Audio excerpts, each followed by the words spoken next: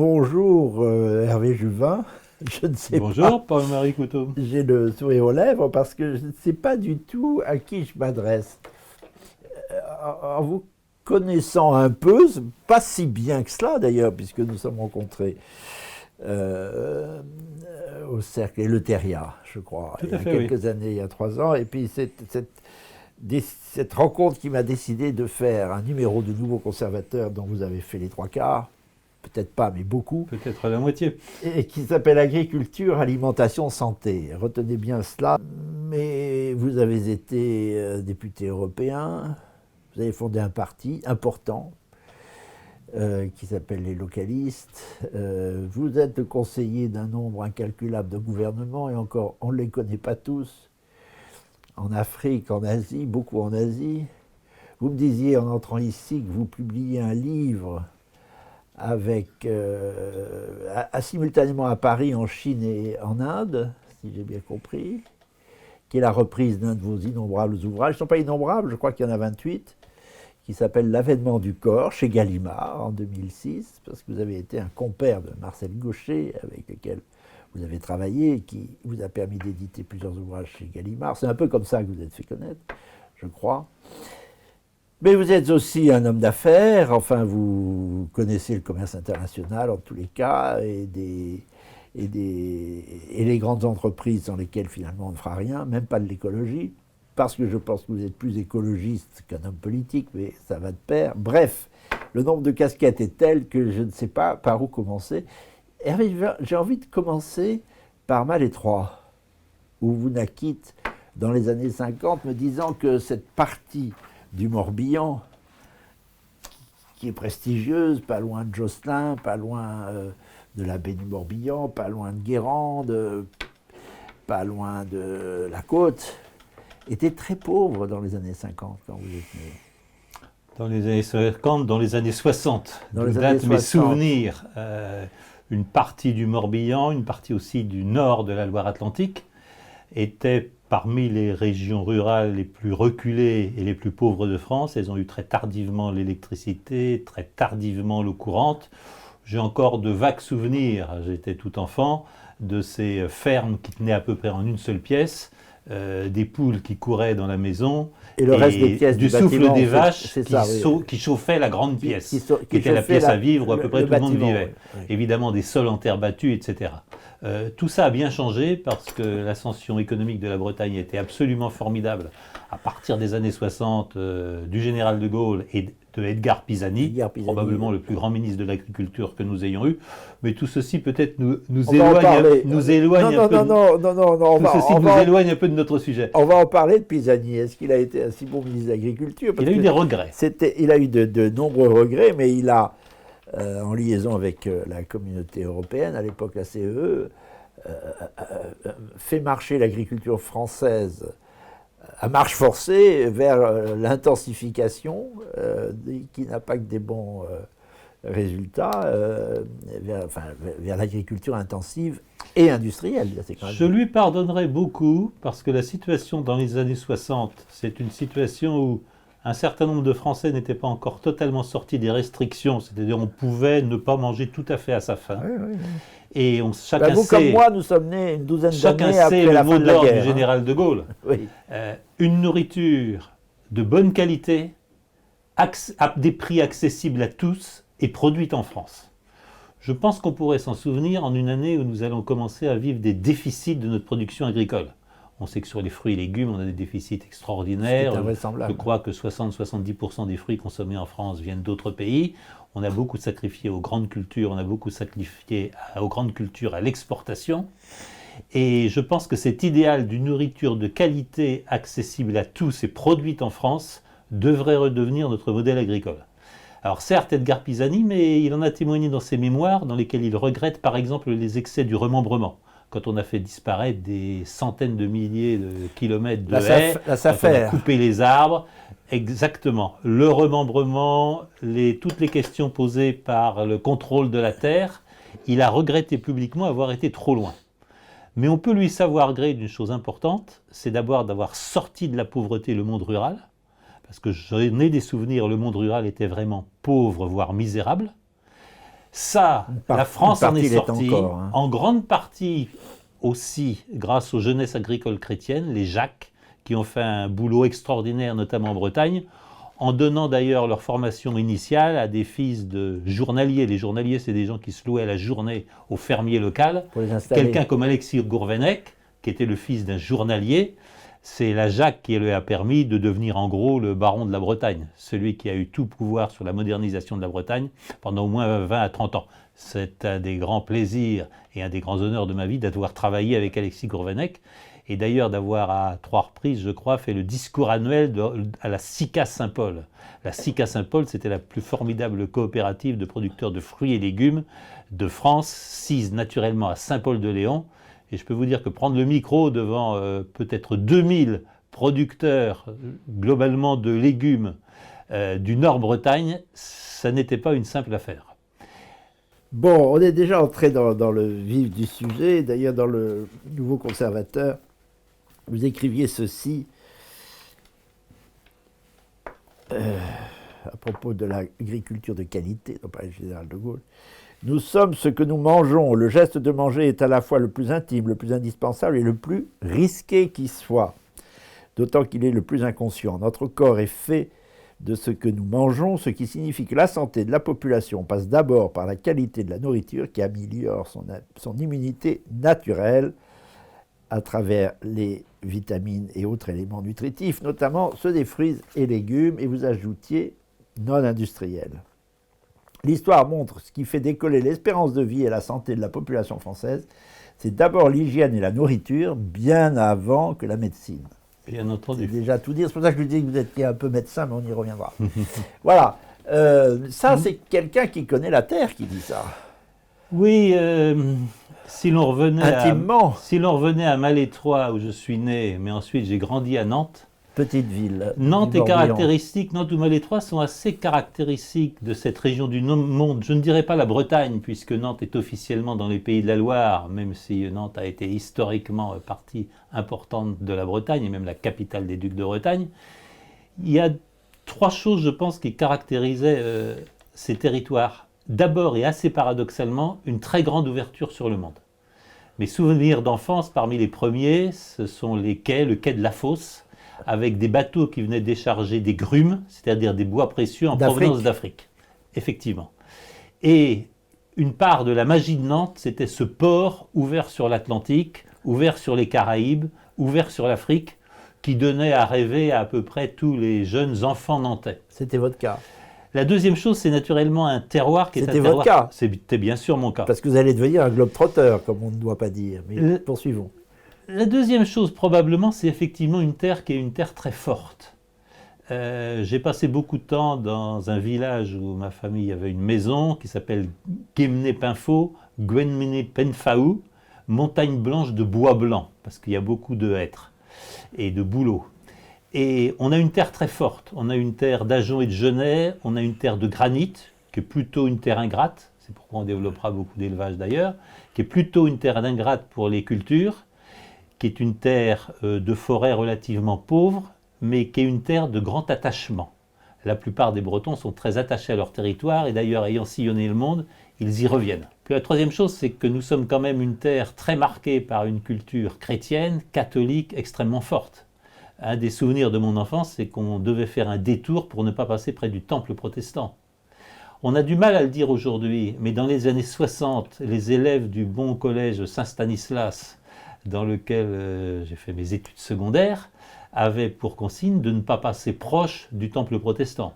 Je ne me souviens pas de ce qui nous était dit d'une éventuelle synagogue, et à l'époque la question de la mosquée ne se posait pas. Je dis cela parce que, vous savez que Tocqueville dit qu'entre un monde aristocratique et un monde démocratique, ce sont 2 mondes différents. Je pense qu'on peut le dire dans le temps. Le monde des années 60, qui est venu mourir quelque part dans les années 70, après 68, c'est d'ailleurs l'analyse qu'en fait notamment Marcel Gauchet. La déchristianisation massive, le moment où les séminaires se vident, c'est quelque part dans les années 70. Je pense que la Bretagne et une grande partie de la France, des années 60 et jusqu'au milieu des années 70, c'est une planète différente du monde dans lequel nous vivons maintenant. Oui. Nous ne pouvons plus imaginer ce que c'était. Je suis d'ailleurs... Mais c'est celle qui nous a marqué et qui vous a marqué. C'est bien sûr celle qui nous a marqué, Vous êtes né en celle qui m'a 56, marqué, oui. bien entendu. Avec trois, si je puis le dire comme ça, avec trois mots qui me marquent assez vite. Probablement en rêvant au long des quais de la Fosse, en rêvant devant la librairie Coiffard à Nantes. Trois phrases. Saint-Augustin, le monde est un livre, ceux qui ne le voyagent pas n'en lisent qu'une page. Le deuxième mot, probablement, et un peu curieusement très tôt, qui m'a fasciné, tombé totalement par hasard, c'est Machiavel. La realtà effettiva della cosa, la verità della cosa. Ne pas croire Aristote, Platon ou autres grands auteurs, essayez d'aller voir ce qui se passe. La chose. Alors je vais l'actualiser avec un mot beaucoup plus récent, de quelqu'un qui fut un grand ami, qui est disparu il y a quelques mois. C'est Gérard Chaliand qui titre le second ouvrage de ses mémoires, Le savoir de la peau. Ça, pour moi, c'est quelque chose d'absolument essentiel. Et j'aurais assez envie de dire que si une vie tient en quelques lignes, ma vie pourrait tenir dans ces quelques lignes. Le savoir de la peau, c'est aller y voir, toucher, sentir, goûter. Ça change tout. Gérard Chaliand, qui est un géopolitiste. Un des géopoliticiens qui a publié l'anthologie de la stratégie, qui a été un best-seller, mais qui est surtout un combattant, puisqu'engagé très jeune, je crois. Très à gauche à l'origine. Il s'est engagé aux côtés du FLN, il a été sous les bombardements américains au Nord-Vietnam, et être sous les bombardements des B-52, ça ne devait pas une partie de plaisir. Et il s'est retrouvé dans les guerres de libération en Érythrée, surtout en Guinée-Bissau, où il a été le compagnon d'armes de celui qui va gagner l'indépendance de la Guinée-Bissau contre l'occupant ou le colonisateur portugais. Il a été à Cuba avec Fidel Castro, il a connu Che Guevara, il a été dans, on dit, 35, 40 guerres de libération ou 40 conflits locaux, sans jamais une égratignure. Il a survécu à tout, il a été en même temps enseignant à Stanford, il a donné des cours de géopolitique à l'ENA. C'est une vie dans le siècle assez exceptionnelle que cette vie de ce petit Arménien, d'une famille d'Arméniens massacrés par les Turcs, mais c'est une autre histoire. Truculent et boxeur, avec un rapport à la réalité. Très truculent personnage. Alors, un peu comme vous, parce que vous aussi, vous avez baroudé, et vous continuez à barouder Hervé Juvin beaucoup. Parlons un peu de ce monde qui vous faisait envie quand vous étiez étudiant à Nantes, et que vous avez fini par conquérir. Je crois que vous passez peu de temps à Paris. Ça a été difficile de trouver un moment où vous étiez un peu libre pour TV Liberté, auquel vous êtes, télévision à laquelle vous êtes spécialement attaché, et qui vous utilise beaucoup aussi, je dois dire. Il y a l'Asie, il y a l'Afrique, il y a l'Amérique du Nord. L'Amérique du Nord, vous avez beaucoup voyagé, vous êtes tout le temps en train de voyager. Pas toujours pour donner des conseils à des gouvernements, mais quelquefois, non? Je pense que c'est important, je l'ai dit, d'acquérir le savoir de la peau. Même en quelques jours, même à l'occasion d'un colloque international, d'un forum, y aller sur place. Ça n'a rien à voir avec une visioconférence, une visio comme l'on dit, ou un zoom.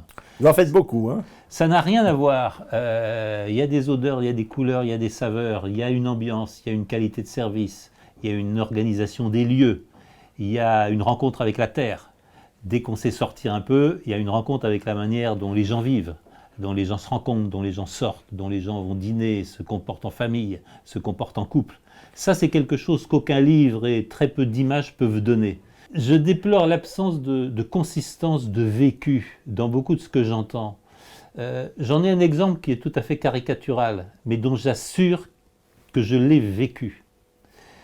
J'ai eu l'opportunité d'être élu sur les listes du Rassemblement national député européen en 2019. C'est ça, oui.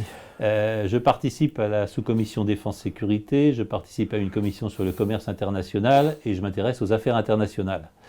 J'ai l'occasion, au tout début de mon mandat, de participer à ce que je dirais une grande réunion où une dizaine de pays africains, certains que je connais bien, sont présents. Ils ont envoyé des représentants rencontrer quelques-uns des nouveaux élus.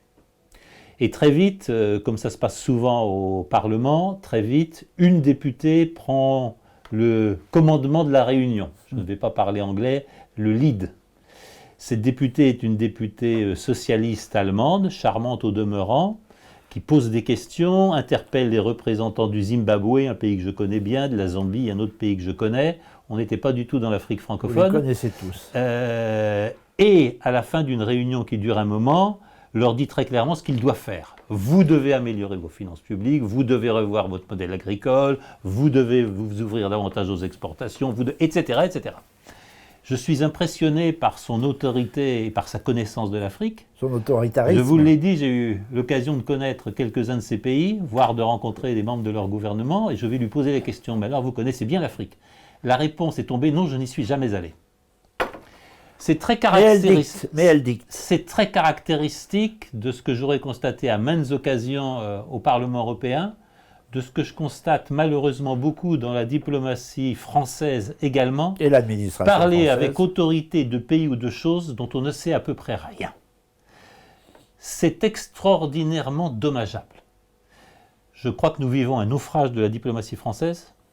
Et je crois que nous vivons notamment un naufrage de la diplomatie française parce que la vieille profession de diplomate, qui était d'abord d'y aller, d'être en poste souvent pendant des années, De connaître le pays et sa de langue. connaître le pays, de connaître sa langue, de connaître ses habitants, de connaître sa culture. Moi, j'ai connu beaucoup de diplomates. qui J'ai apprenaient connu la par langue du exemple cru. quelques-uns de nos grands ambassadeurs arabisants Oui, exactement.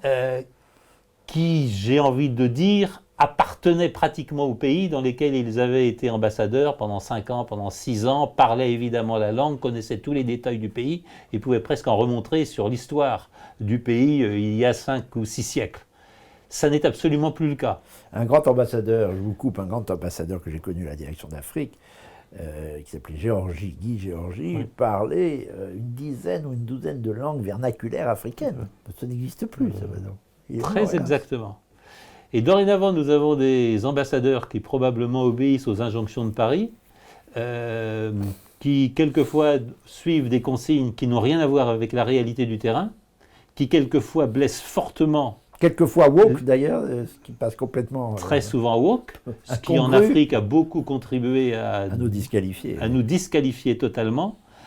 Exiger de certains pays africains qu'ils reçoivent un ambassadeur à la clause LGBT, c'est carrément se fermer les portes du pays. Il faut le dire clairement. Ils nous prennent pour un ramassis De fous. la même manière, et j'en ai un exemple qui date d'hier, de la même manière quand l'ambassadeur de France en Inde publie une lettre ouverte au gouvernement indien dans Times of India, le grand quotidien de l'Inde, il la co-signe avec l'ambassadeur d'Allemagne et l'ambassadeur de Grande-Bretagne. Et en gros, il donne l'ordre au gouvernement indien de cesser ses relations avec la Russie, et notamment ses achats de gaz et de pétrole. J'ai envie de poser la question, mais pour qui se prennent-ils? Est-ce qu'ils savent ce que représente l'Inde aujourd'hui? Est-ce qu'ils Et ont les liens conscience- anciens entre est-ce la qu'ils ont Russie et l'Inde conscience- d'ailleurs. Est-ce qu'ils ont conscience que l'Inde est en train de devenir le 3e pays et la 3e puissance au monde? J'ai vécu exactement la même chose au Mozambique, dans une mission officielle du Parlement, où nous avions pour consigne de donner l'ordre au Mozambique de cesser toute relation avec la Russie. Est-ce qu'ils savent simplement que c'est la Russie qui a aidé le Mozambique à gagner l'indépendance contre le colonisateur portugais? Est-ce qu'ils savent que tout ce qui peut compter comme médecin, comme ingénieur, comme technicien Russe. au Mozambique a été formé dans les universités de Moscou? C'est d'ailleurs encore le cas de nombre de grands médecins et de nombre de grands ingénieurs chinois qui se rappellent avec émotion de leurs années de jeunesse passées à Moscou dans les universités russes. C'est la même chose dans nombre de pays africains. Et je pense à la réponse à la question que me posait un ambassadeur d'un pays africain auquel l'ambassadeur de France lui avait reproché d'accueillir le ministre des Affaires étrangères Lavrov. Mais pour qui vous prenez-vous? Nous sommes un Il lui a pays dit ça. souverain. Il lui a dit ça. À l'ambassadeur de France a sommé le pays de ne pas accepter la visite de M. Lavrov, Et la réponse que était par ailleurs ça. probablement l'un des plus grands diplomates vivants aujourd'hui. Et Ministre l'ambassadeur des Affaires africain étrangères m'a dit, de qui Russie. était un ami, l'ambassadeur africain m'a dit, mais pour qui vous vous prenez? Est-ce que vous savez que nous sommes indépendants? Est-ce que vous savez qu'un pays indépendant, un pays souverain, reçoit les diplomates de tous les pays du monde librement? Puis il fait ce qu'il veut. Il y a une arrogance dans la diplomatie française, il y a une arrogance plutôt dans la politique française, vis-à-vis notamment des membres des BRICS, vis-à-vis de tous les pays qui n'acceptent pas le désordre international instauré par nos amis américains et par nos amis britanniques. Il y a une forme d'insolence qui est de plus en plus mal supportée. Je pense que ça a beaucoup à voir avec le savoir de la peau. Parce que quand on a ce savoir du terrain, quand on a rencontré les gens, quand on a discuté avec eux, quand on a passé du temps avec eux, quand on connaît aussi leur culture, leurs enracinements, la manière par exemple dont ils ont conquis leur indépendance, je pense qu'il y a des choses qu'on ne dit pas et il y a des actions dont l'on s'abstient. Je pense qu'un peu plus d'abstention et un peu plus de retenue ferait le plus grand bien à la diplomatie française actuelle. Alors je savais que ça touchait beaucoup de diplomates français en Afrique, ce qui nous ferme, comme vous dites, des portes en Afrique, parce que l'injonction, ça suffit, et l'irréalisme en plus joint à l'injonction, c'est ridicule. Mais même en Asie, nous nous comportons comme ça, même en Inde, dont vous dites que c'est potentiellement la troisième puissance du monde. J'ai assisté à une réunion absolument surréaliste il y a assez peu d'années, où j'accompagnais dans le cadre d'une fondation, j'accompagnais notamment le maire d'une ville moyenne de France, mais une ville moyenne en France, c'est 25-30 000 habitants. Et j'ai vu ce jeune maire socialiste, fort sympathique au demeurant, qui allait accompagner une opération de promotion du vin local. Donc nous nous situons évidemment plutôt dans le sud de la France, plutôt un peu dans le sud-ouest. Et j'ai entendu ce jeune maire, qui devait à peine avoir 40 ans, donner des conseils très sérieux, très professionnels, sur la manière dont il fallait gérer des villes comme Shanghai ou comme Chongqing. Je rappelle à nos amis français que Chongqing est probablement la plus grande ville du monde. C'est l'uni avec Chengdu, puisqu'on a une unité de population de presque 60 millions d'habitants. Eh bien, ce maire, qui probablement gérait très bien sa ville... Une ville de 60 millions d'habitants, oui. J'espère que nos auditeurs ont bien entendu. C'est Chongqing plus que Chengdu, qui sont en train de former pratiquement une ville unique. Ce maire d'une commune, certes estimable, française, de 25 à 30 000 habitants, donnait des conseils sur la manière de gérer des villes de 20-30 millions d'habitants. C'est une partie de l'arrogance ou de l'insolence française. Mais ça va nous coûter très cher. C'est la première chose que je rappelle toujours à nos interlocuteurs. Quand des députés français, quand des députés au Parlement européen condamnent évidemment la Chine, condamnent évidemment le gouvernement indien, est-ce que vous imaginez ce que c'est de gérer des populations d'1,5 milliard d'habitants? Est-ce que vous imaginez ce que c'est de gérer des zones urbaines qui font la moitié ou plus de n'importe quel pays européen, ou évidemment de la France? Est-ce que vous imaginez ce que c'est? J'ai l'occasion de voir nouer des liens avec une ville au sud de Pékin, on pourrait dire une banlieue de Pékin. Cette ville s'appelle Baoding, c'est une grande ville industrielle qui s'est reconvertie, avec notamment une vitrine écologique, qui est probablement l'une des villes les plus vertes du monde, la vitrine écologique du président Xi Jinping. Cette petite ville de banlieue, comme on me l'a dit en France, elle fait tout simplement 12 millions d'habitants. C'est ça, oui. Et c'est une ville qui n'apparaît à peu près sur aucune carte et qu'à peu près aucun Français ne connaît. Ouais. Eh bien, Baoding, il est difficile de trouver un partenaire en Europe, tout simplement en raison de la taille de la ville. Et Baoding est une ville intéressante, notamment à cause de sa spécialité en système de distribution électrique, en production électrique et en contrôle des centrales nucléaires, avec des acteurs de très haut niveau dans ce domaine, qui probablement travaillent également d'ailleurs pour la France ou pour l'Europe. Les volumes, ça compte. Et avoir visité ces villes de 10, de 20 millions d'habitants, être un peu au courant des problèmes de gestion que ça pose, de l'extraordinaire pyramide de responsabilité et de pouvoir qu'il faut organiser, nous allons en venir au localisme, c'est quelque chose qui ne se pose pas dans ces mêmes termes en France. Et donc j'admire l'arrogance avec laquelle les élus français, et encore plus les parlementaires européens, manient les sanctions, les conseils, les admonestations pour des pays dont ils ne savent rien. On va venir au volet politique dans une deuxième conversation, si vous voulez bien, une seconde, et avec Juvin. En tous les cas, dans l'immédiat, ce dont vous parlez a énormément de portée. Les Français, l'administration française et même les diplomates français n'ont absolument pas compris ce qu'étaient les BRICS. Donc, ça n'a absolument pas compris le renversement, et comme dit notre ami François Martin, le basculement du monde. Vous savez que j'ai publié un ouvrage chez Gallimard, Le renversement du monde. C'était un peu trop tôt, puisque c'était à la fin des années 80, mais nous y sommes. Nous y sommes et j'ai l'occasion de le vivre, en passant effectivement à peu près la moitié de mon année entre la Chine et l'Inde. Vous le voyez tous les jours, pays éventuels. Le renversement du monde, oui. Il est très clair, et là je vais un peu reprendre l'analyse de Charles Gave et de Louis Gave, qui dirige une société de conseil aux banques centrales, aux institutions financières un peu partout dans le monde. Le foyer de la croissance mondiale dans les 10 ou 20 prochaines années, il est quelque part dans un rayon de 4 à 5 heures d'avion autour de Shanghai. Vous faites un cercle autour de cela, vous avez une partie de l'Inde, vous avez l'Indonésie, dont on oublie que c'est le 4e pays le plus peuplé au monde, le 1er pays pour la population musulmane, avec la première ville la plus peuplée au monde qui est Jakarta. L'Indonésie va rentrer dans le cercle des 4 ou 5 grands du monde. Nous avons évidemment une partie de la Sibérie et nous avons l'immense réserve d'innovation et de capital de la Chine. C'est là que va se passer la croissance mondiale. Sans parler de l'Inde, vous avez cité l'Inde. J'ai cité l'Inde, qui est un formidable réservoir de main-d'œuvre jeune et bien formée. De la croissance qui est un peu dans la situation de la Chine il y a 20 ans ou 30 ans. Et quand pour ceux qui ont la chance de vivre dans ces pays, d'y avoir des amis, d'y enseigner ou d'y côtoyer les dirigeants, il y a deux choses qui sont extrêmement frappantes.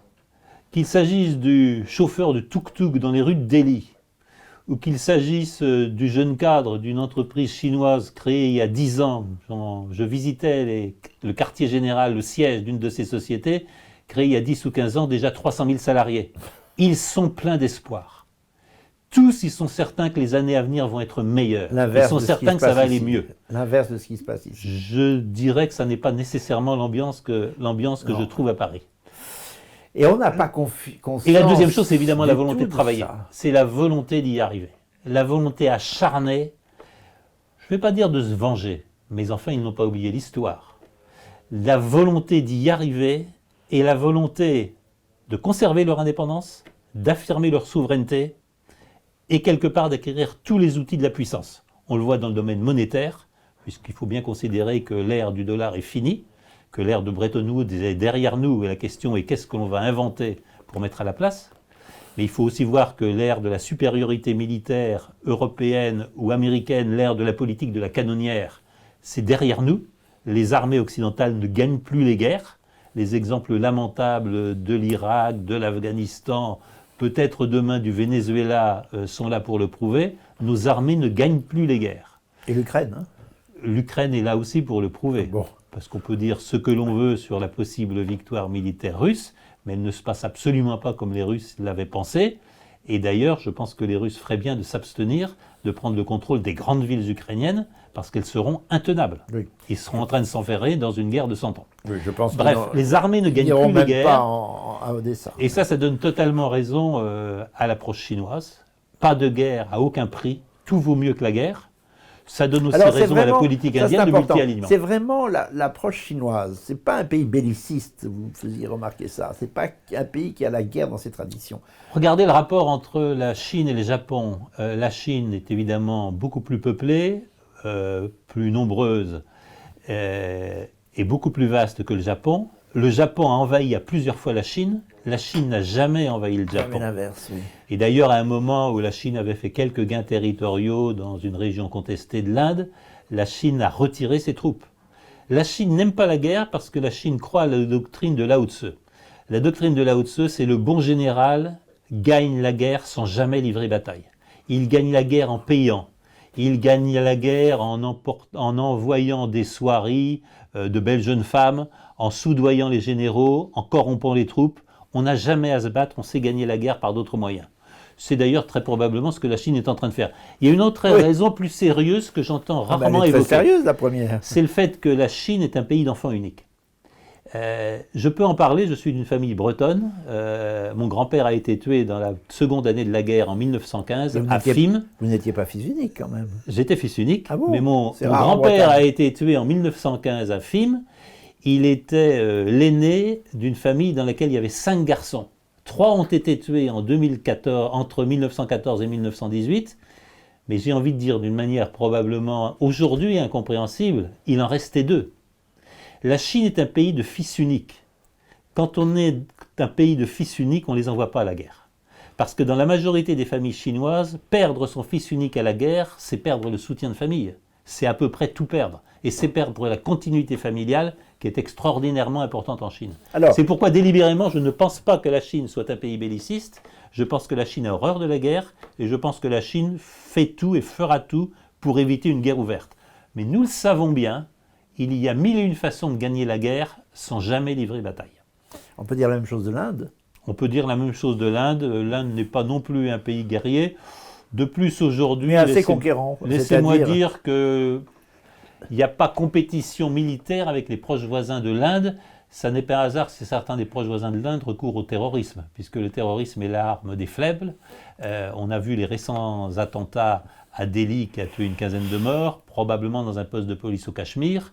le voisin, Il y a Ceylan, le Sri le Lanka, voisin pareil. compliqué de l'Inde, qui est le Pakistan, auquel il faut ajouter maintenant, depuis le coup d'État récent, le Bangladesh, n'ont guère d'autres ressources que le terrorisme, puisque dans le domaine militaire, j'ai envie de dire, il n'y a pas de compétition aujourd'hui entre l'Inde et ses voisins.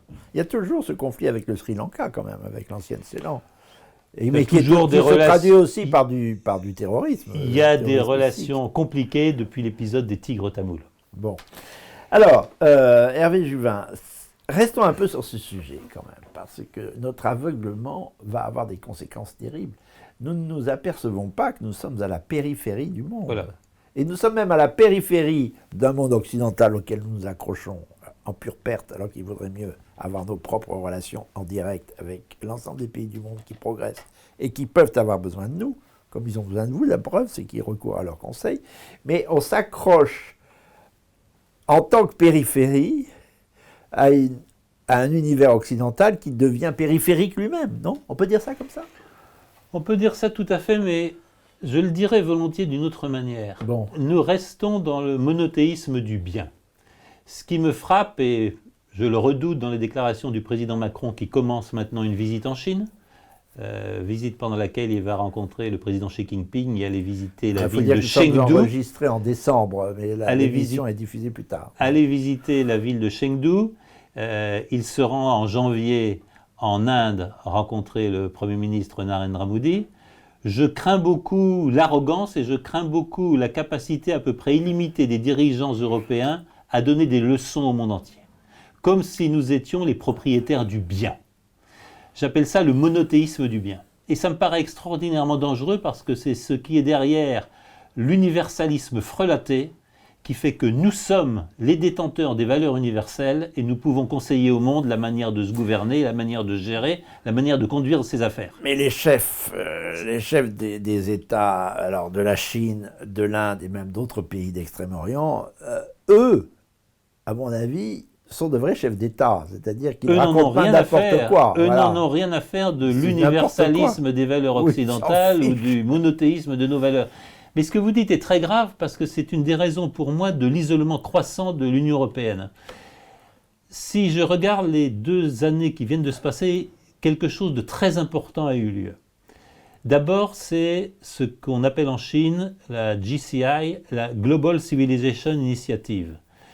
C'est un document publié sous l'autorité du président Xi Jinping qui dit que c'est la diversité qui est la première richesse du monde, la diversité non seulement des cultures et des civilisations, mais la diversité des régimes politiques, des systèmes économiques, des systèmes juridiques, des mœurs, etc. etc. Des systèmes Et il faut moraux, oui. préserver cette diversité-là en la respectant et en basant sur cette diversité une coopération mutuellement profitable. La Chine reconnaît la diversité légitime du monde. Le président Vladimir Poutine, je crois qu'il y a 2 ou 3 ans, dans les entretiens de Valdai, avait fait un discours remarquable, mais peu remarqué ici, dans lequel il vantait le modèle de l'État-civilisation et de la nation Ah civilisationnelle. oui. En Je disant vois que la Russie ce avait discours. un modèle de civilisation qui d'ailleurs se traduit par une coexistence assez remarquable entre la religion orthodoxe, Les l'islam et le monde juif, qui sont tous présents côte à côte dans les grandes manifestations officielles et qui toutes ont intégré la priorité nationale. Vous avez en écho à cela le Premier ministre Narendra Modi. Narendra Modi célèbre l'Hindutva. L'Hindutva, qui a fait C'est un l'objet d'un personnage. livre de mon ami Ram Madhav, président de l'India Foundation. L'Hindutva, c'est supposé être le modèle de vie, le mode de vie quotidien de tous les citoyens de l'Inde, qu'ils soient hindous, qu'ils soient musulmans, qu'ils soient chrétiens. Mais l'Hindutva, c'est un modèle de vie particulier qui fonde l'État-civilisation dans sa diversité qu'est l'Inde. Et le quatrième, un peu curieux, c'est tout simplement le président Trump qui, dans son discours à West Point en janvier de cette année 2025, a célébré la culture comme destinée. La culture est notre destin. Ces 4 dirigeants, qui sont les 4 dirigeants les plus importants du monde actuel, chacun à leur manière, ont dit que c'était la fin de l'universalisme des valeurs. Oui. Chacun a tiré un trait sur la globalisation comme Au uniformisation. nom de la diversité du Chacun monde. a dit, et je pense que c'est le dernier souci de Donald Trump en effet, il n'a aucun souci d'imposer l'idéologie woke, d'imposer l'idéologie diversité LGBT au reste monde, du ouais. monde. Ouais, ouais. C'est quelque chose de tout à fait important qui s'est passé, parce que le dernier petit pôle du monde où l'on croit que nos valeurs sont universelles et qu'on va pouvoir les imposer au reste du monde, à coup de sanctions, à coup de leçons et à coup de conférences, ça reste l'Union européenne. Et je pense que ce décalage historique est extraordinairement marquant, parce que le fameux universalisme des valeurs, nos valeurs sont les seules et les hommes partout dans le monde n'aspirent qu'à devenir comme nous. Ça, pour moi, c'est complètement daté dans le XXe siècle. J'ai eu souvent l'occasion de le dire, quand je suis dans certains endroits en Chine, j'ai l'impression d'avoir un pied dans le XXIe siècle. Notre problème à nous, c'est de mettre les deux pieds dans le XXIe siècle. On n'y est pas. Et nous n'y sommes pas. En Je tous les pense cas, qu'une pas grande sous partie de l'angle- l'Union européenne est toujours dans le XXe siècle, Pas toujours sous dans l'angle- la guerre froide, Pas sous l'angle géostratégique. Voilà, toujours c'est ce dans que la je guerre veux dire. froide, avec les menaces, pour moi ahurissantes, d'un dirigeant militaire de l'OTAN d'opérer des frappes préventives contre la Russie, ce qui signifie clairement une agression militaire contre la Russie, que l'on préparerait, avec un discours sur les valeurs totalement déconnecté de la réalité et absolument pas respectueux de la diversité du monde. Nous y reviendrons parce que la diversité du monde, c'est ce qui va nous sauver, notamment sur le plan de l'environnement, de l'écologie et des modes de consommation. On va y venir. La diversité qui sauve l'Union européenne, et hélas la France ne la connaît pas et ne la respecte pas. Ben, parce que le logiciel de l'Union européenne, Hervé Juvin, vous avez été assez longtemps député européen pour le comprendre, c'est l'unification, l'uniformisation même. C'est ça, Alors, c'est la l'uniformisation, machine est faite pour puisque- uniformiser, pour lutter contre la diversité. En tous les cas de l'Europe, pour commencer. Je reprendrai volontiers la phrase remarquable de Rémi Brague dans Europe, la voie romaine. L'Europe se construira bien plus en se séparant de ce qui n'est pas elle qu'en détruisant les nations qui la composent. Je pense que c'est exactement l'erreur que commet aujourd'hui l'Union européenne. Nous sommes riches de nos différences. Si l'Europe a eu la place qu'elle a eue dans le monde dans les siècles derniers, je pense que c'est très largement à cause des diversités, des rivalités, voire des conflits internes qui lui ont donné une formidable dynamique. Je pense que quand on essaye d'écraser la diversité au sein de l'Union européenne, ce que l'on est en train de faire, je pense que l'on détruit toutes les chances de l'Europe de compter dans le monde de demain. Il faut quand même voir où nous en sommes. Il faut voir que la Commission européenne vient de décider qu'entre ce qui concerne par exemple le mariage gay, c'est l'Union européenne qui pouvait imposer ces principes à toutes les nations membres. Il faut voir que Mme von der Leyen a souhaité que tous les services de renseignement des pays au sein de l'Union européenne soient regroupés sous son autorité, soient regroupés au sein de l'Union européenne.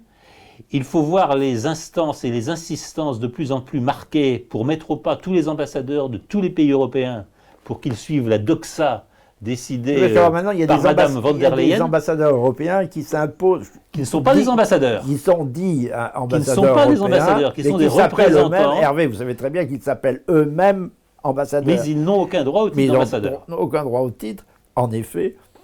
Et ils s'imposent aux ambassadeurs des pays membres sur place, dans les capitales. Ils tentent où de sont accrédités. s'imposer. Oui, enfin, ils tentent de s'imposer, mais je connais beaucoup de Français qui filent doux, figurez-vous. Oui, parce qu'il y a beaucoup de fonds européens, parce qu'il y a beaucoup de facilités, et puis parce qu'il y a différents moyens de pression que l'on a abandonnés à l'Union européenne et qui peuvent s'exercer contre les récalcitrants. J'ai eu pendant mon mandat quelques occasions absolument scandaleuses d'entendre des ambassadeurs français dire qu'ils donneraient par exemple à l'occasion des fêtes de Nouvel An les vœux qu'eux-mêmes avaient écrits, se voir imposer d'envoyer les vœux que l'Union européenne avait rédigés pour eux. Et après avoir fait semblant de résister, ils ont été obligés de se plier, probablement sur les ordres de Paris. Il faut voir ce démantèlement. C'est bien ce que je dis. Il faut voir ce démantèlement de l'indépendance de la France. Il faut voir cet alignement forcé et forcené. Il faut voir un alignement, on va évidemment parler des États-Unis, mais qui se fait beaucoup sous l'égide de l'Allemagne, puisqu'aujourd'hui tout se passe comme si l'Allemagne avait acquis une autorité et une prééminence incontestable au sein de l'Union Mais dès le européenne. début, l'Union européenne a été faite pour recycler, Eric Branca nous le disait récemment, Oui. pour recycler l'Allemagne et lui donner une autre dimension, en fait. Et peut-être est-ce que l'Allemagne est le superintendant des États-Unis au sein de l'Europe. C'est ce que nous C'est disions d'ailleurs très justement avec intéressant de Branca. voir que sur les initiatives européennes de défense, vous savez que la Grande-Bretagne vient de s'en retirer. Probablement parce que la Grande-Bretagne n'accepte pas un certain nombre de biais, notamment au bénéfice de l'Allemagne. C'est très intéressant de voir que la Grande-Bretagne, avec sa tradition d'indépendance, se retire d'une construction européenne dont aujourd'hui, et il y a évidemment nécessité de réarmer, il y a nécessité d'assurer une défense autonome de l'Europe contre qui que ce soit, parce que je suis loin de penser que la Russie soit la première menace contre l'indépendance de l'Europe.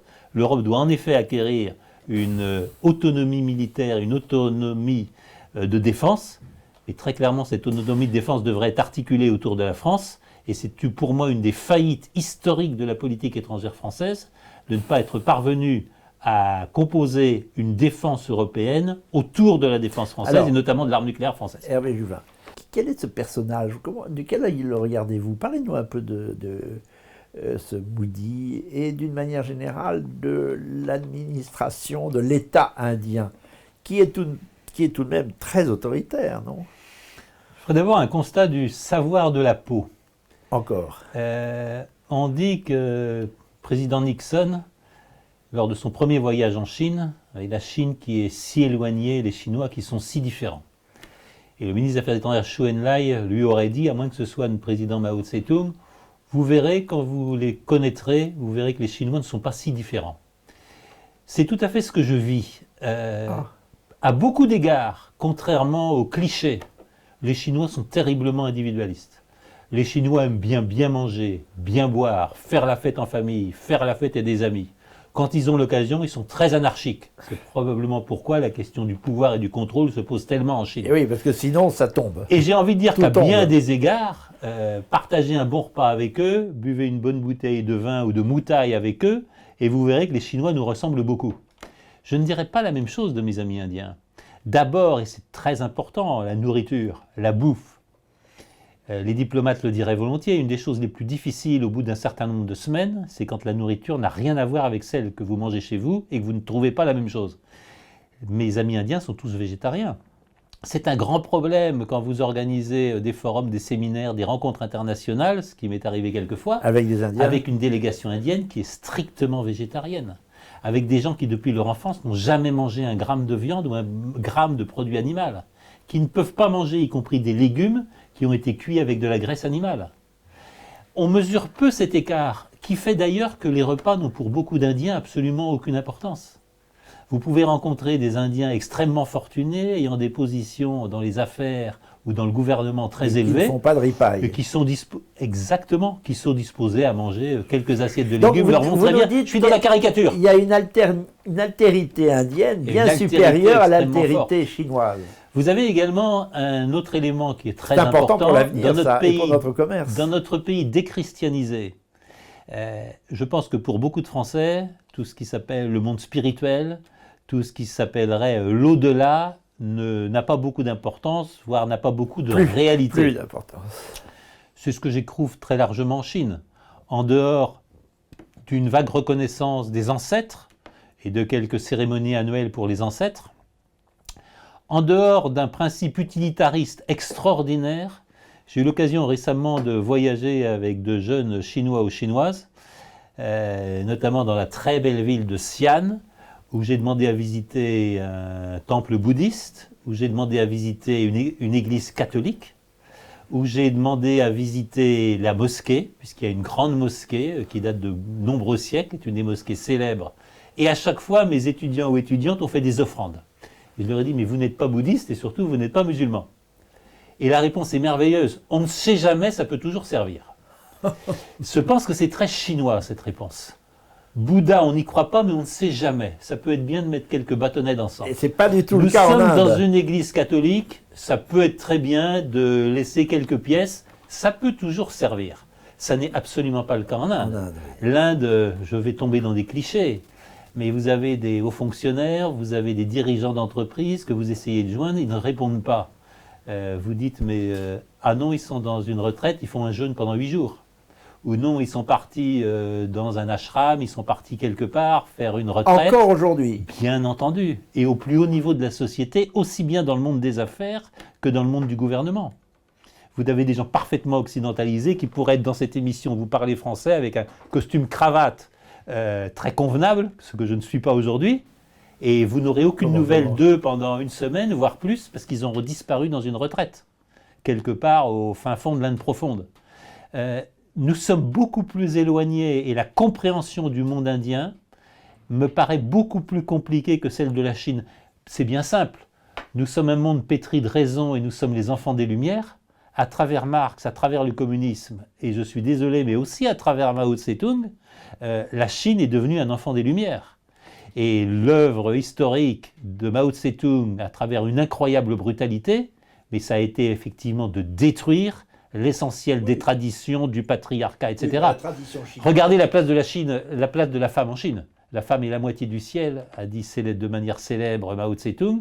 Vous avez un sentiment d'égalité, vous avez un sentiment d'indépendance des femmes que l'on trouve dans très peu de pays au monde, probablement supérieur à ce qui est dans beaucoup de pays occidentaux. Ça n'est pas tout à fait le cas en Inde. Et donc je pense que la différence entre nos pays fils des Lumières et l'Inde, qui n'a pas grand-chose à voir avec les Lumières, la différence est beaucoup plus profonde. C'est pourquoi il y a une énigme autour de l'Inde. Et il y a un mystère qui pour moi est absolument passionnant. C'est peut-être la chance de l'Inde dans le XXIe siècle, et je pense que Narendra Modi s'est exprimé à ce sujet à plusieurs reprises, et Ramadav, président de l'India Foundation, se prononce là-dessus assez fréquemment. La richesse de l'Inde est spirituelle.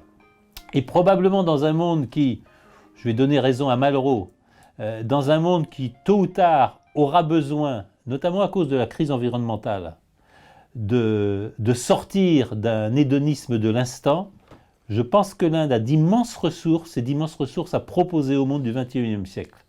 Il n'est pas certain que le début de ce siècle ne soit pas chinois. 1,5 milliard d'habitants. Il n'est pas certain que la fin de ce siècle, nous ne voyons pas l'Inde s'imposer comme une puissance de référence, et peut-être, et notamment, à travers sa puissance spirituelle. On peut poursuivre là-dessus? À votre convenance? Parce qu'alors, je vois ce qu'un Malraux pourrait dire devant votre prédiction. Est-ce que vous êtes en train de me dire que cette conception du monde pourrait prendre, comme une plante qui prend, en Europe et en France en particulier? Le premier point, je vais revenir à ce que j'évoquais sur la diversité du monde. Je cite toujours cette phrase de Lévi-Strauss qui pour moi résume tout. Il n'y a pas de civilisation s'il n'y a pas des civilisations. La diversité des cultures, des civilisations, des régimes politiques, etc., c'est le fruit de la liberté politique. Si, comme le disait Aristote, l'homme est bien un animal politique, la politique, c'est la diversité. La politique, c'est de se différencier. On existe parce qu'on est différent. Les anthropologues, les ethnologues l'ont très bien situé. Si vous regardez les travaux de Marguerite Mead parmi beaucoup d'autres, deux sociétés humaines placées dans les mêmes conditions environnementales, climatiques, etc., c'est là où je donne tort à Montesquieu, les mêmes conditions de fertilité du sol et tout, elles vont développer des cultures et des régimes politiques différents. Parce qu'exister, c'est se différencier. Exister, c'est se différencier et c'est faire valoir cette diversité. Ça, c'est la condition du monde, c'est pourquoi la globalisation conduit à la guerre. Si on veut imposer l'uniformisation par la force, on aboutira à allumer des feux partout. C'est probablement, et je vais revenir à votre question, la grande richesse de l'Inde. L'Inde est évidemment polythéiste ou panthéiste. L'Inde adore les forces de la nature, l'Inde adore la terre-mère, l'Inde adore toutes ces incarnations que sont Nandi, le dieu taureau, Shiva, Hanuman, le dieu singe, etc., etc. L'Inde a une formidable aptitude à la diversité. Et d'ailleurs, l'Inde a digéré la plupart des cultures ou la plupart des religions qui l'ont traversée. Ça se traduit par une chose extrêmement concrète.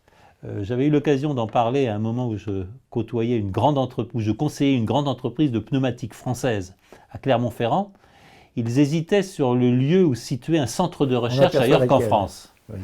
Et je me souviens leur avoir dit, si je pense qu'un pays est capable d'inventer quelque chose de complètement différent dans le domaine de la relation, par exemple, d'un véhicule et de la route, je pense que c'est l'Inde à cause de leur panthéisme.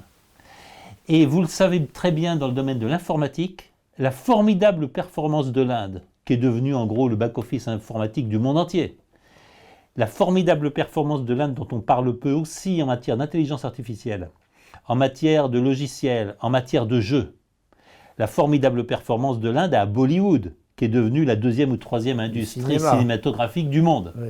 c'est tout simplement la capacité de l'Inde à se projeter dans des mondes imaginaires.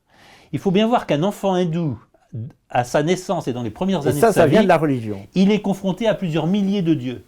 Quand vous êtes un enfant hindou, Oui, c'est une vous foison. traversez, je vais citer Baudelaire, non, le monde n'est pas une forêt de symboles, le monde est une forêt de dieux.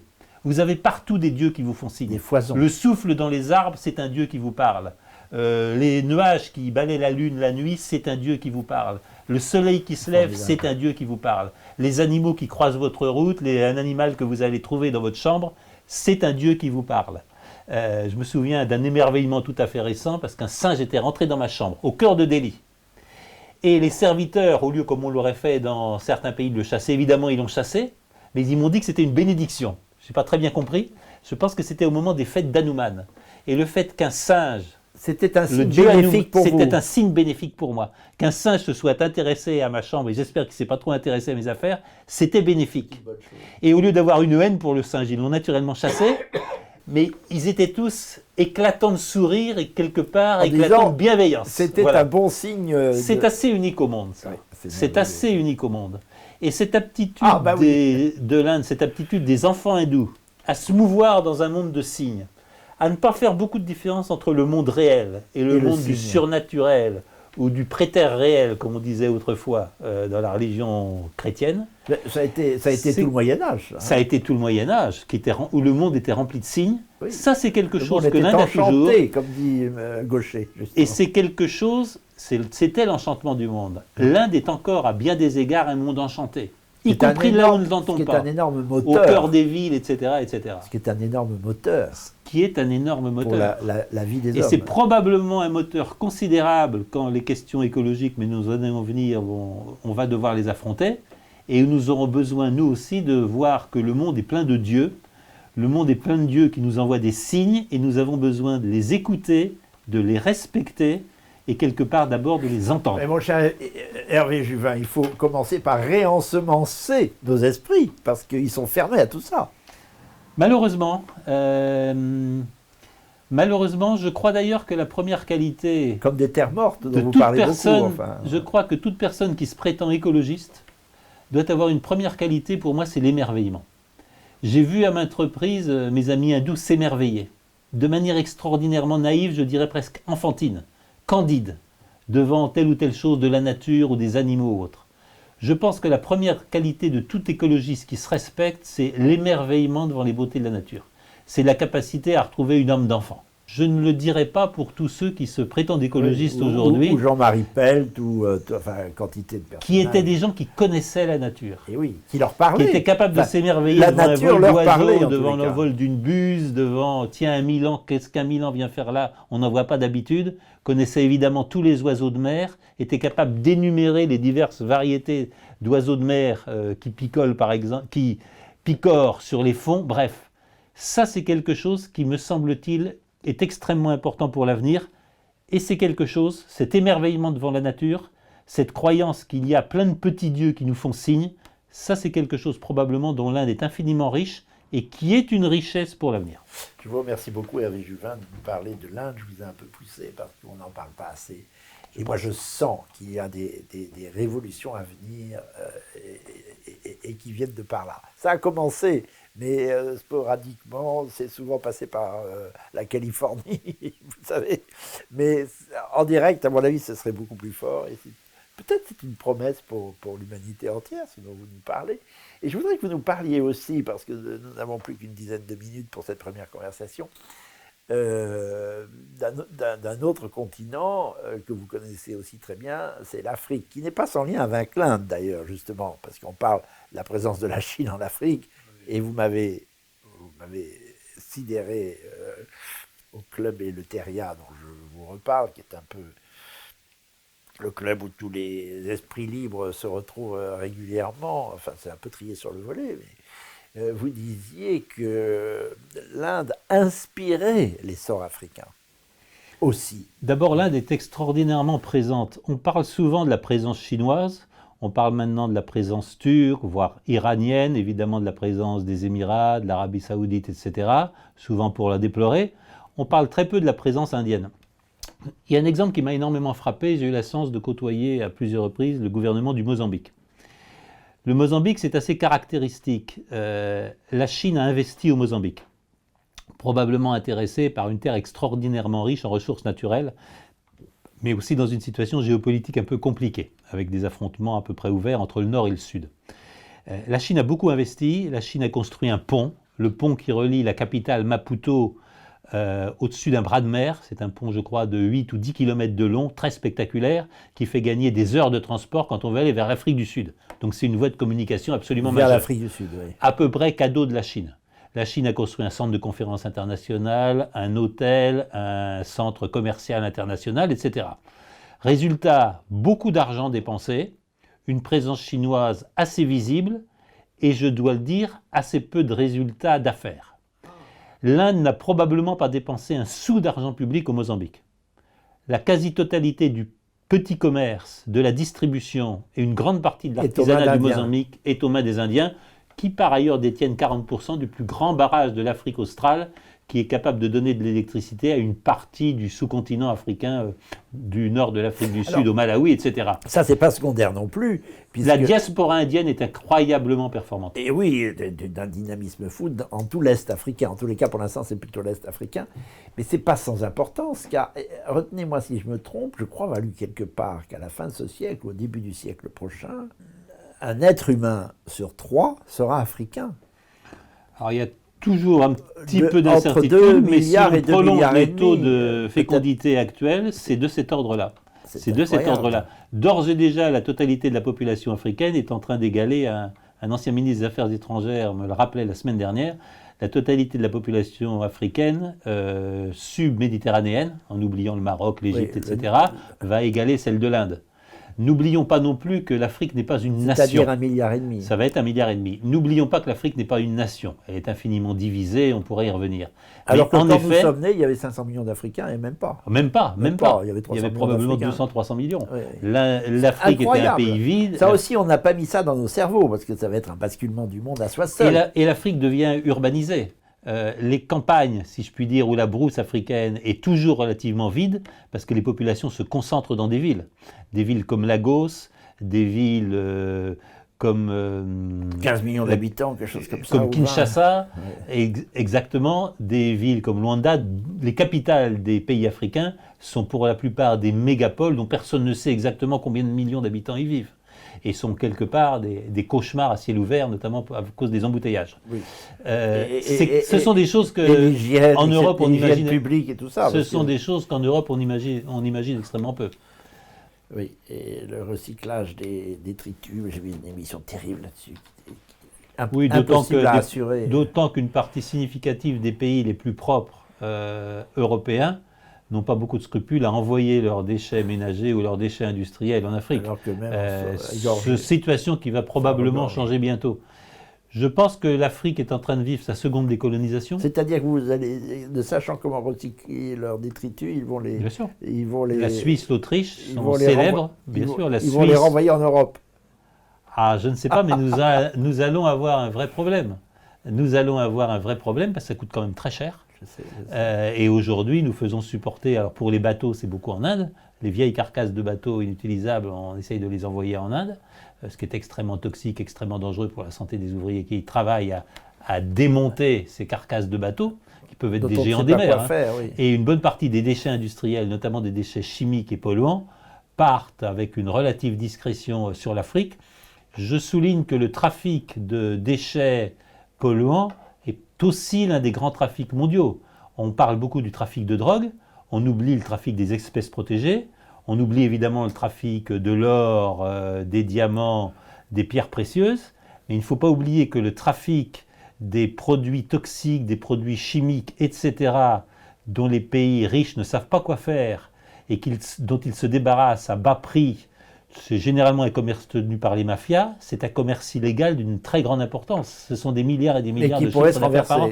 Et qui pourraient se renverser à mesure où les pays africains vont prendre conscience du problème et vont refuser qu'on pollue leurs terres, leurs eaux et leurs sols. Leur maîtrise d'eux-mêmes.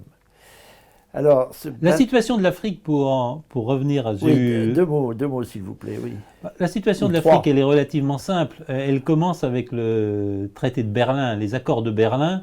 Ce sont 85. quelques dirigeants avec le bon roi Léopold de Belgique, qui veut acquérir comme propriété personnelle le Congo, qui a envoyé l'explorateur Stanley à cette fin. Et c'est un peu comme à Yalta, ce sont quelques ministres des Affaires étrangères ou quelques dirigeants européens qui, crayon de couleur en main, séparent en une trentaine d'États une Afrique qui comptait à peu près, alors je vais être très politiquement correct, 1000 groupes ethno-culturels. Si je n'étais pas correct, je dirais tribus. Voilà. Ça veut dire qu'un certain nombre de peuples africains qui avaient leur langue, qui avaient leurs institutions, leur roi ou leur empereur, dont certaines étaient des sociétés très structurées, beaucoup plus évoluées qu'on ne le dit. On parle de la fin du 19e. On parle de la fin du 19e, mais à partir de 1881, traité de Berlin, ils vont se trouver séparés. C'est ainsi, par exemple, qu'au nord de l'Angola, on a deux populations qui sont séparées par les frontières. Pareil pour le Cameroun. C'est pareil pour le Cameroun, c'est pareil pour beaucoup. C'est pareil pour beaucoup des pays africains. Ça, c'est quelque chose probablement qui ne va pas être durable. Et on voit peu partout en Afrique une remise en cause des frontières héritées de la colonisation.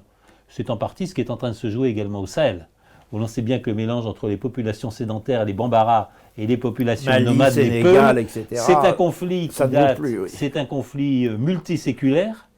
Il faut retrouver une lettre écrite par le roi des Bambara à l'époque au colonel Gallieni, qui tient le Mali. Le roi des Bambara écrit à Gallieni, il faut que tu nous débarrasses des nomades, les Peuls, parce que les Peuls, avec leurs troupeaux, viennent ravager nos terres et nos cultures. Et c'est plus possible. C'est un conflit séculaire, c'est ce à quoi nous assistons. J'ai envie de dire rien de nouveau sous le soleil. C'est exactement la même chose à Madagascar. Les Mernes et les populations, les Mernes qui sont d'origine malaise, occupent les hauts plateaux. Ils ont réduit en esclavage la population venue d'Afrique au bord du canal du Mozambique et tout autour des hauts plateaux du centre. Le colonisateur français arrive, il affranchit la population africaine. Les Mernes détestent les Français, c'est toujours vrai aujourd'hui, et les Africains, les populations d'origine africaine de la côte, adorent les Français. J'ai eu la chance de travailler beaucoup à Madagascar pendant 6 ou 7 ans, d'y aller à peu près tous les 2 mois. L'écart est toujours un écart dû à la colonisation, et l'on en voit encore les conséquences politiques aujourd'hui. Avec une France qui est de moins en moins acceptée par les Mernes, qui ont fait alliance avec les Indo-Pakistanais, les Kéranes, qui font aussi alliance avec les Chinois pour l'exploitation du pays, alors que les Français ont une position traditionnelle beaucoup plus conservatrice des ressources du pays. Je ne vais pas développer cela. Mais oui, alors, ne développons pas, parce que Mais ça nous condamne à la marginalité. L'explosion des structures nées de la colonisation, nous sommes en train d'y assister. Partout, les gouvernements africains me disent la même chose. La décolonisation a été un piège. Vous nous avez donné la responsabilité du gouvernement, mais vous avez gardé la banque et vous avez gardé les finances. C'est le cas du franc CFA, par exemple. Et partout, nous assistons à un mouvement de seconde décolonisation. Le drame est qui prend souvent la forme de l'islam radical. Le drame est qui prend souvent des formes extraordinairement violentes, Mali, oui. avec peut-être des partitions de pays, avec peut-être un néocolonialisme de pays africains vis-à-vis d'autres pays africains, qui ne serait pas nouveau. Procède fort bien le président Kagame avec le Rwanda, ce qui n'est pas nouveau d'ailleurs, de prendre le contrôle des ressources minérales illimitées du Kivu et d'une partie du Congo. Bref, il y a un basculement de l'Afrique probablement vers des guerres post-coloniales internes, mais probablement est-ce que le mouvement de seconde décolonisation, nous n'avons pas pris toute la mesure. J'en donnerai 2 exemples. Les producteurs de matières premières africains sont en train de s'organiser entre eux pour peser sur les prix et pour pouvoir éviter de vendre à tel bas prix des matières premières non transformées, tout le bénéfice allant aux entreprises des pays occidentaux qui les transforment. Ça, c'est un mouvement en cours et c'est un mouvement qui va nous coûter cher en termes de commerce international. Le second mouvement qui m'apparaît évidemment important, c'est le fait que les pays africains sont de plus en plus attirés par les BRICS. J'ai assisté au succès absolument considérable du sommet annuel des États africains qui se tient à Pékin, dans lequel on a presque la totalité des chefs d'État africains qui se rend, et on voit bien qu'une grande partie des pays africains sont extraordinairement attirés par l'adhésion aux BRICS, et par la participation au nouvel ordre financier et économique qui se met en place. Y compris le Brésil, par exemple, qui a une énorme activité commerciale avec l'Afrique. Y compris bien sûr le Brésil, puisque vous savez notamment que le Maroc se veut la porte d'entrée à travers l'Atlantique du Brésil sur l'Afrique, avec un certain succès qui explique l'ascension de Casablanca et l'ascension de Royal Air Maroc, par exemple. Ce que les Français ignorent complètement, ne comprennent rien. Mais on ne comprend rien à l'évolution si rapide, il faut dire, du monde. Je vous écouterai pendant des heures, mon cher Hervé Juin. Je ne m'étonne pas que vous conseilliez beaucoup de gouvernements, parce que vous avez le monde dans la tête d'une certaine façon, c'est rare. C'est le rôle des Français, ça, maintenant, de comprendre le monde et le monde dans lequel les Français perdent pied, parce qu'en Afrique, je ne vous vois plus. Je ne me permettrai pas de donner des conseils, mais si quelquefois j'ai l'occasion de parler à de jeunes diplomates ou à des jeunes Français qui vont aller travailler sur d'autres continents, d'abord, il faut avoir la passion de la découverte du monde. Et il faut surtout, et je reprendrai volontiers une phrase d'Heidegger, il faut essayer d'être riche en monde. Heidegger dit de manière célèbre, la pierre n'a pas de monde. L'animal est pauvre en monde. L'animal sait ce qu'il faut pour se nourrir, pour ne pas être tué, c'est tout. L'homme est riche en monde.